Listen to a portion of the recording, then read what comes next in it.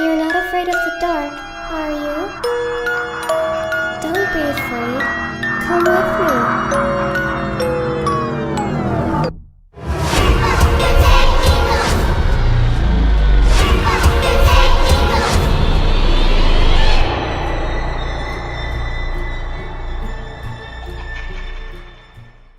From the house on the hill, filled with thrills and chills. Turn off the lights and light a candle. Pull up a seat if you will. You are listening to Lights Out Radio.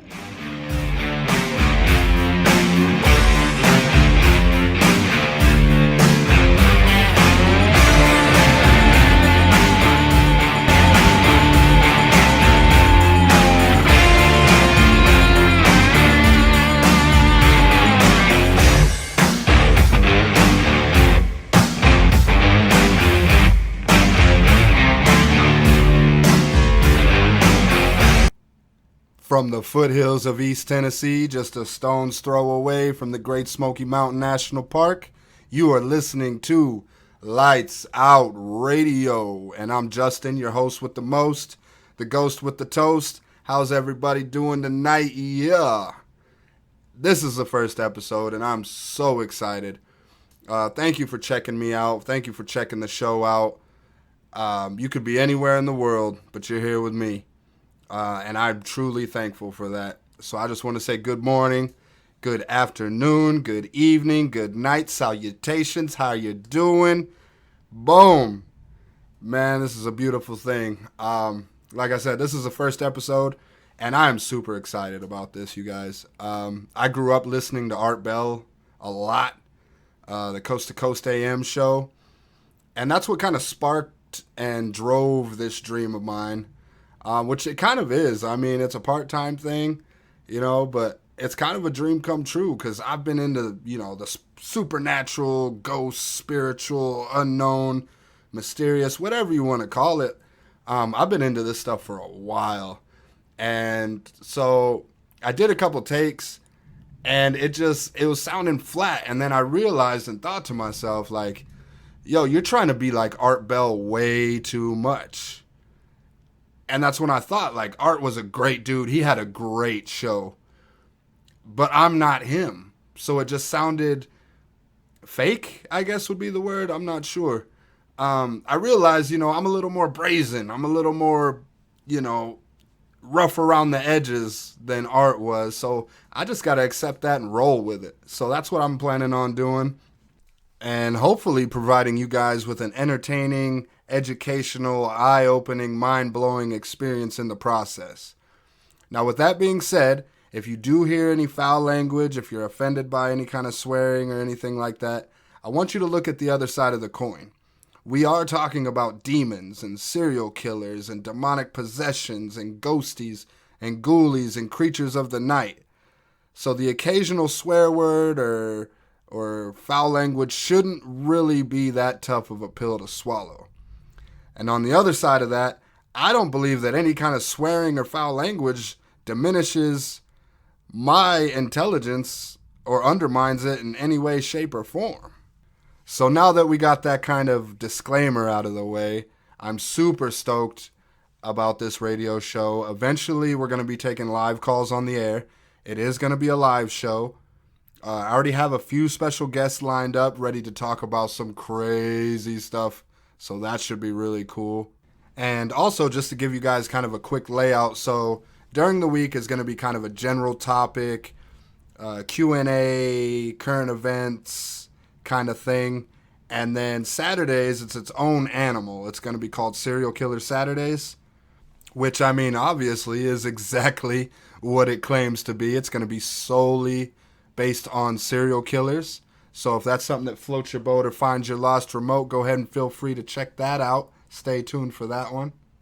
Also, I would like to take a quick second to thank my boy over at Splatterhouse Studios. They do a lot of horror stuff, horror decor kind of thing. I picked up a really nice Candyman piece from him. Oh, it's super sweet. I'm going to show it in some pictures in here. Really intricate, nice details, really good piece for any horror collector. I also picked up the Jason Voorhees Friday the 13th Camp Crystal Lake nightlight kind of piece. Oh, it's beautiful. Gorgeous. Great detail. So if you're ever looking for any kind of specialty decor, go hit up my boy over at Splatterhouse Studios. He has great products, excellent customer service. Thank you so much, brother. Still love the pieces. Keep doing your thing, man. Stay spooky, brother. Do your thing. And now that we've kind of covered all of that, I would just like to get into really quickly on why I chose this topic as my first episode. So I had heard through the grapevine that the new Conjuring movie that comes out in September, Conjuring 3, The Devil Made Me Do It, I had heard that it was about the Bill Ramsey case that Ed and Lorraine Warren had investigated over in London. So I kind of wanted to get a heads up on the movie. I looked at every source I could, came across every different account, every different version, all the different details. And the story is really quite amazing. It's really creepy, really eerie. And honestly, I was happy that I had a chance to learn about it. And I'm going to be completely honest with you folks. I've always kind of been in awe of the werewolf legend, mythology, lore, whatever you want to call it.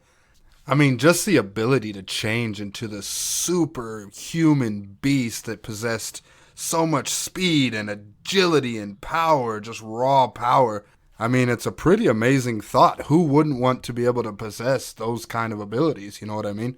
And then a couple weeks later, there was kind of like a heavy-handed punch to the junk.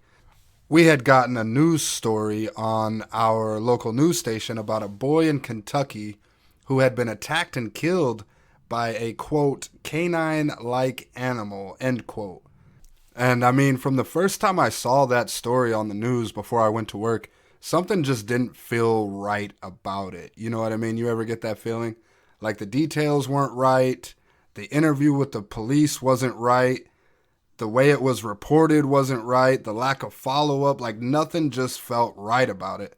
And then within a month or two's time, we had a similar story out of Georgia, we had another similar story out of North Carolina, and it just seemed too coincidental to me. So I dove a little deeper and did what any inquisitive, curious person would do. I looked at all the details, tried to find every source I could about it, and that leads us to the first episode of Lights Out Radio. Now, because there are children involved, people's loved ones, look, I'm a father too, alright? I got 2 kids, I understand completely. I'm going to repeat this, I am not trying to make any kind of a claim or fame or any of that damn shit off of your pain and sorrow. I'm really not. I have nothing but the fullest of sympathies for you. What I'm trying to do is hopefully raise some awareness. Maybe we can get some kind of understanding of what is actually going on. Because like I said, these are way too coincidental to not be connected, in my humble opinion. And secondly, maybe this radio show can reach out to somebody who actually knows what's going on. Maybe they can get you some kind of closure. I mean, I haven't seen anything in the news. It just kind of disappeared and stopped talking about it. Maybe they kept it private. Maybe you already know exactly what's going on. I'm not sure. But if you do know, please feel free to reach out to me because I would love to know the conclusion of these stories. They have honestly kept me awake a little bit at night. But once again, for this story, for any future episodes, I am not here to make any kind of acclaim or fame or money off of anybody's pain and suffering. That's not who I am. That's not what I do. I just want to get the stories out there. That way people can kind of piece things together or maybe reach people that actually know what's going on and catch some attention. And that's that, and that's all I'm going to say about it. So let's cut to our first commercial break, and then when we return, Episode 1 of Lights Out Radio.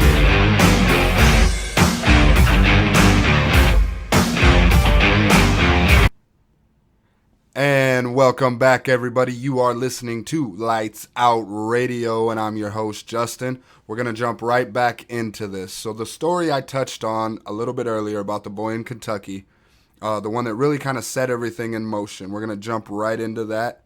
So Tuesday, February 18th of 2020, a 13-year-old boy, Corey Godsey, rest easy with the angels, young man, be blessed.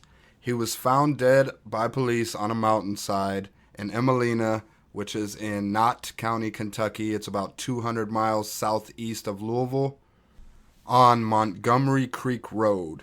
Now keep in mind this is near Carr Creek State Park, and they say they have mild wildlife, turkeys, raccoons, skunks, possums, stuff like that. So just keep that in mind. Now, a woman who just lives right up the road from the scene of the attack said that she heard a woman screaming for help and for someone to call 911. And police say that the boy was staying at a relative's house but was not new to the area, and that also the original 911 call described a canine-like animal. Even in their initial reports, they say that the 911 call reported it to be a canine, but police have been unable to confirm the animal responsible for the attack on the young boy.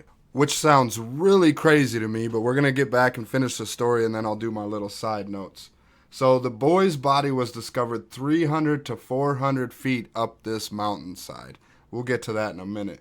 Now, they didn't find him for a while, they said, because the weather was bad. They said they were getting rain, some storms were moving in, stuff like that. And the original report actually states the child's body was discovered 300 feet up the hillside behind the residence, and rain and dark conditions initially made him difficult to find. Now, the people that responded, they were the Kentucky State Police and the Kentucky Department of Fish and Wildlife. And the very next morning, which was a Wednesday morning, the autopsy was performed at the State Medical Examiner's office in Frankfort, and they determined the cause of death to be from injuries consistent with an animal attack. Although they also stated that they weren't able to identify what type of animal it was, but they were still investigating. And the officer in charge was Trooper Jody Sims with the Kentucky State Police Post 13 in Perry County, said that their initial determination was this was caused by injuries consistent with an animal attack. However, at this point, there is no way they can determine what the animal was. There are still questions as to what animal it may have been. Even though the county coroner told the local news station that he was called to the scene of a suspected canine attack involving a child. Now, never mind the fact that, at least to me, it seems like everybody involved is just straight up contradicting each other. But let's go back to Trooper Jody Sims. They were talking about the boy being carried up the mountainside behind the house. He said, one person I thought said several hundred feet, 300 to 400 feet up the hill. It was very steep, so it was a pretty good distance. He also said, it's a difficult thing to go through. Part of being a professional in law enforcement or as a first responder, you got to take care of business first. And you kind of got to deal with that yourself too, to some degree. But obviously the biggest focus has to be the family at this time. With the result of what happened to this child yesterday, that's as bad as it can get, he says. Now to me, that kind of sounds like, now maybe I'm wrong, I appreciate the sentiment and all that, but to me that sounds like, the dodge and distract tactic. Like, yeah, this kid, 13-year-old boy, was carried 300 to 400 feet up this mountainside behind this house by an animal. We don't know what it is. But let me just talk about how hard my job is for a minute kind of thing. You know what I mean? It just seems like dodge and distraction. And Stady Sims also goes on to say something happened in this community in Emelina and Knott County. We just urge people to be very cognizant of their surroundings. Be careful about the things you have around your home. Troopers in the area have warned people to remain hypervigilant, but added that there is no immediate threat to the community. Now, what the hell kind of bullshit is that? So let's think about this for a minute, guys. So we're talking about a 13-year-old boy here. Now, even the smallest 13-year-old boys really aren't that small when you're thinking in the terms of an animal dragging him 300 to 400 feet up a steep mountainside. That is a threat to the community if I've ever fucking heard one. And another thing I really don't understand about this story, now, I live probably about an hour, 2 hours south of where this happened. I live in Tennessee. I know country people, okay? And number one, country people look after each other, all right? That's one big thing I learned when I moved to the South. People down here, especially in the mountain communities, in the smaller communities, people look after each other. Community really means something. So for one, the people I know, at least, all the country people I know, if this were to happen around here, people would be loaded up, armed to the teeth, riding around looking for this thing. There would be rifles, shotguns, handguns pointed everywhere looking for this thing. It just drug a 13-year-old kid 300 to 400 feet up a mountainside. So pardon my back if you're going to get on the news and say there is no threat to the community, okay? And the most recent article I can find on this story is dated February 26th, about a week after this happened. All it says is that more tests are being done at the Kentucky Department of Fish and Wildlife spot in Lexington. That's it. The story just drops off. There's no conclusion, no follow-up, no, hey, this is what it was. None of that, which is crazy to me because it honestly kept me up extra some nights just wondering about this kid because my own son is about the same age and all I could think about was, what if that was my boy? You know what I mean? How would I like them handling this like this? How would I like no answers? You know what I mean? It's just crazy to me, and I feel so bad for his family, for his loved ones. It's so sad. If you guys want to try to help them out in any way, or, show them some love and support, I'll post one of the articles on my page. You can also find the story online pretty easily, so you should have no problems. There should be no worries there. And the next story I'm going to jump into actually took place 3 days prior to that one. This is in North Carolina, Friday, February 15th, 2020, this year. At 5:47 a.m., police were called to Indian Run Road, where they found 77-year-old Brenda Hamilton clinging to life. She was then rushed to a nearby hospital where she was in critical condition before succumbing to her severe injuries. Her death was announced on Monday. And according to the press release from the sheriff's office, North Carolina Wildlife Resource Commission officers, as well as biologists, also responded to the scene in hopes of determining what kind of animal attacked her. They said, at this time, preliminary DNA testing facilitated by North Carolina wildlife biologist has eliminated any wild animals indigenous to the area. Now that's from the police press release. That same press release also says preliminary DNA testing found canine DNA on Hamilton's clothing. However, it cannot be determined whether it was a domestic dog or a wild animal. The testing doesn't differentiate between wild canines such as a wolf or coyote. That's according to the county sheriff's office. The press release also states that sheriff's investigators are collecting DNA from domestic canines in the area for further testing. Now, I haven't been able to find another article on this since the end of February, so I have seen any kind of evidence of testing or any kind of conclusions of testing or anything like that. I just really hope her family and her loved ones find peace and comfort, and I hope one day, hopefully sooner rather than later, they find some closure. They find out what happened. Now, Miss Brenda, she was a high school teacher. She taught at a local Christian academy in Pentago, North Carolina. It's not far from Pamlico Sound off of coastal North Carolina. It's like a population of like 200 people, right? So either way, I just hope her family and loved ones find peace and comfort, and may you rest easy with the angels, Miss Brenda. Now, this last story I'm about to give you has to do with 62-year-old Dr. Nancy Shaw. It takes place in Lyons, Georgia, population of about 4,200 people, and it's southeast of Atlanta, and it's between Macon, Georgia, and Savannah, Georgia. Now, the report states that on the morning of May 8th at about 3 a.m., officers were driving down Skyline Boulevard and became suspicious when they saw a car facing the wrong way on the wrong side of the road with its driver's door open and the engine still running. Now, according to Lyons Police Chief Wesley Walker, when an officer saw that the car was running and its door was open, they got out of the patrol car to investigate and found a female that was deceased in a ditch on the other side of the road. Also, according to Lyons PD, an autopsy confirmed that the doctor's death was a result of an animal attack, and gave no further details but did state police are trying to find the roaming beasts. And then this is the part of the story that kind of makes my eyes twitch a little bit. It says, according to the Lyons Police Department, the dogs possibly involved in the incident were identified and seized on May 8th, the same day that this happened, but no charges were made against the owner of the dogs. Now let's think about this for a minute. So you have two conflicting stories in articles days apart, but one of them says that you found the dogs You identified the dogs, then seized the dogs, and didn't file any charges on the owners.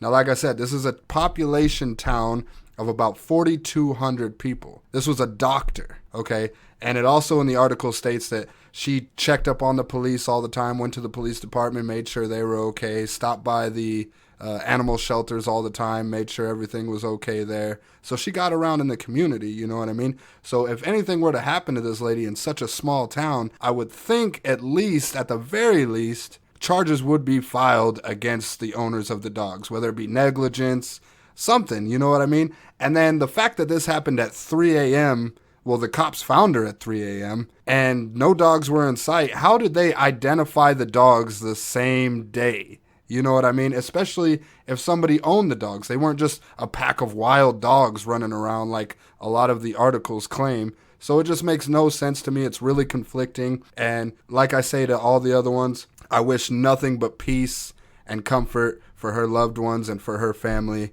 And this is just really a shame that these stories conclude in this way.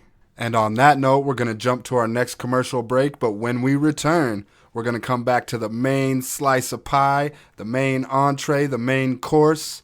We're going to get to the story of Bill Ramsey. It was a story investigated by Ed and Lorraine Warren over in England. You're not going to want to miss it. Stay tuned for Lights Out Radio. Yeah.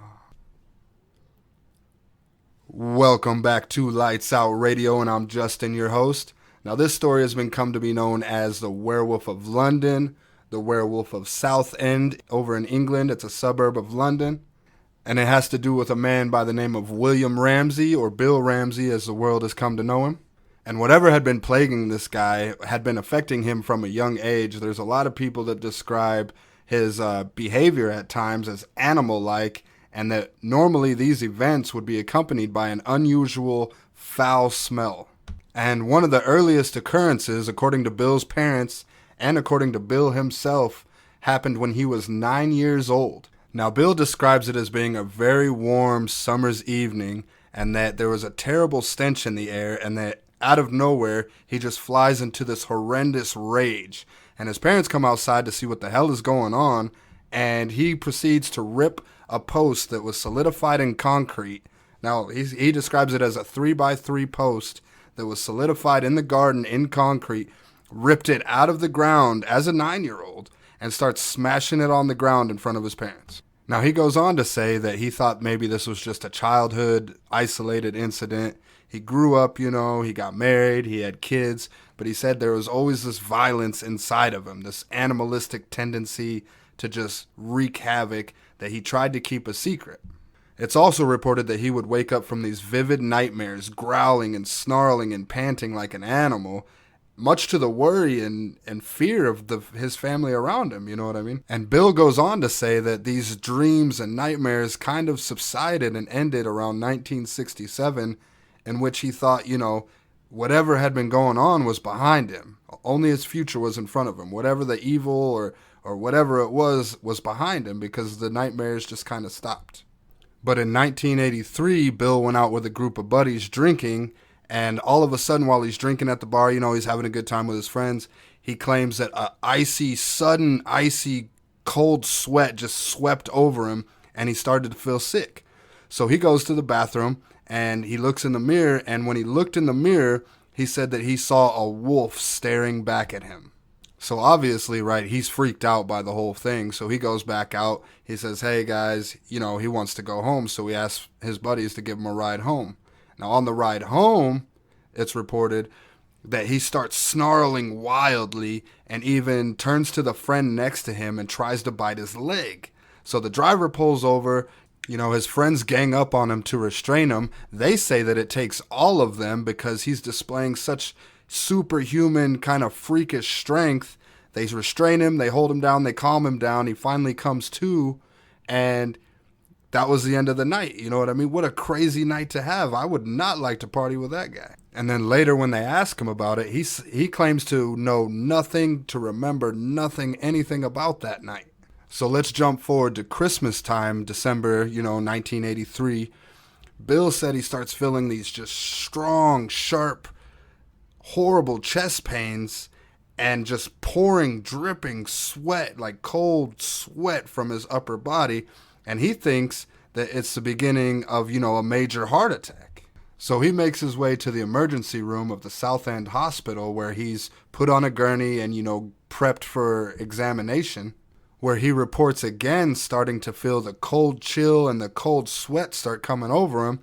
And at this time, a nurse is leaning over him to, examine him and check him out, and he just lets out a huge roar and starts lashing out at this nurse with his teeth bared, and then bites her arm, and then gets up and just starts throwing around chairs and furniture, basically ransacking the hospital. And then he scurries into a corner where he just growls and paces like an animal. So the cops show up, and due to his immense strength, once again, it takes the cops and hospital staff both to get this guy on a gurney and sedate him with tranquilizers. Now, witnesses of the event claimed in the police reports that he appeared totally animalistic in nature at the time, with his hands curled up like he had claws, growling, snarling, snapping his teeth like he was biting at people. And one of the police officers that had actually helped restrain him said that his eyes looked feral and wolf-like. So the cops take the sedated man to Runwell Mental Hospital, where the drugs wear off, he comes to, he has no idea, no recollection of what happened, and no idea why he's in the mental hospital. Now, the psychiatrists there say that he needs to stay and go under further testing and further examinations, but since he voluntarily, technically, checked himself into the hospital, that he could leave. So that's what he does. He goes home, exhausted and confused. And a month later, in January 1984, Bill goes to visit his mother, and on his way back home, he starts to recognize the familiar symptoms that something's about to happen. So he rushes to the emergency room of the same hospital. But by the time he arrives, the beastly animalistic nature had already consumed him. So a nurse tells him to hold on and wait for a doctor, where Bill allegedly lashes out at her and throws her to the ground, and then proceeds to pounce on an orderly, choking him and trying to bite him. So the police show up to what they describe as a snarling beast, and apparently he hurt one of them so badly that the officer had to stay in the hospital for 4 days. And the cops would later claim that it took 4 of them to restrain him and put him in handcuffs, but they didn't think the handcuffs were going to hold him, because he was a lot stronger than his physical stature suggested. And keep in mind, Ed Warren described him as being about 5'7" and about 150 pounds. So now they got him, they're interrogating him, they're asking him questions, and once again he claims to have no recollection of any of the events that just happened. So the officers suggest that, hey, maybe you should check yourself into a mental hospital. He declines and goes on his merry way. Which brings us to the night of July 22nd, 1987. So Bill just gets off work, he goes to the White Horse Inn to have a couple drinks, relax after work. He ends up meeting up with a couple friends there. They have some drinks, have some laughs. Bill's a little drunk, so he's trying to take the back roads home to avoid the cops and stuff. And then he comes across this lone prostitute. Now, for whatever reason, he claims that he was making a citizen's arrest, right? So he picks up this prostitute. He tells her to get in. She thinks he's a trick, so she's about to make some money. So she gets in, and then she starts getting a weird vibe about it. And as they're coming up, she jumps out of the car and takes off towards the police station that's very close by. Now Bill gets out and starts running after her. Now one of the cops takes the prostitute and takes her inside, and the other cop is standing outside talking to Bill. So he's standing outside the South End police station talking to one of the officers, where he demands that they lock him up for the safety of himself and for the public. The officers looking further into Bill, they couldn't find any real criminal history, so they were reluctant to arrest him for no real reason. And then all of a sudden, Bill begins to growl and snarl like a rabid animal. He grabs the 6-foot-tall duty sergeant Terry Fisher by the throat, hoists him up in the air by his throat, and then tosses him across the parking lot. They say another officer was scratched during the altercation, and it ultimately took 6 men to finally restrain Bill, who had not gone down without a struggle, reportedly throwing the officers, like they put in their report, like matchsticks, quote-unquote matchsticks, across the police station parking lot. So Bill is locked up in a cell. The officers begin to recover from the struggle, only to hear a loud bang coming from within the cell block. Bill, incredibly, had smashed through the reinforced hatch in his cell door with his head and arms stuck through. Tony Belford, one of the officers, stated, "I've never seen anything like it before or ever since. To see a human being doing things like that." Police had to sedate Bill. He required a dose nearly 3 times the amount of the average person to calm him. The fire brigade then had to be called in to cut Bill out of the cell door. So now South End magistrates ordered Bill to be sent to Runwell Hospital for psychiatric examination to try to identify the cause for such terrifying behavior. Once in the hospital under evaluation, Bill was unable to recollect any of the night's events. Psychiatrists were unable to detect anything to explain Bill's behavior. They could only assume he may suffer from a mental illness known as clinical lycanthropy, in which people believe they are an animal. However, after much media coverage of the incident, dubbing Bill as the werewolf of Southend or the werewolf of London, it caught the Warrens, Ed and Lorraine, it caught their attention. Now, Ed and Lorraine Warren said that they came across Bill Ramsey's story watching a television program. They ended up flying out to California to talk with the TV producers. They said, yeah, he's the real deal. So then they flew out to England to meet up with him. Now, according to Bill, he was on the verge of committing suicide because he just couldn't bear what was going on with him anymore, or just the lack of control in general. And then Ed and Lorraine approached him, and they told him that they thought he might be under some kind of demonic possession. Now, Bill states he thought they were crazy. He thought they were absolutely nuts. He thought it was the dumbest shit they've ever heard, or he's ever heard. But he didn't know what else to do. It's either that or what? Go do more CAT scans and this and that. He said that wasn't helping any, so he might as well just go with them and see if it helps. So on July 28th, 1989, Bill traveled to Connecticut to meet with the Warrens. He was eventually taken to Our Lady of the Rosary Chapel, in which a bishop, accompanied by the Warrens and 2 armed guards, conducted an exorcism. As the exorcism commenced, Bill began to turn, with witnesses and photographs clearly detailing Bill having to be physically restrained while his hands and body contorted as he growled at the bishop. When Bill eventually came around, he was exhausted and covered in sweat. However, since that day, he has never experienced any such behavior again. And that, Ghosts and Ghouls, is the story of William Bill Ramsey, the werewolf of Southend, the werewolf of London. Thank you guys for stopping in, checking us out. Thank you for listening to Lights Out Radio. Stay tuned for the next episode. Stay spooky, my friends. See you on the other side.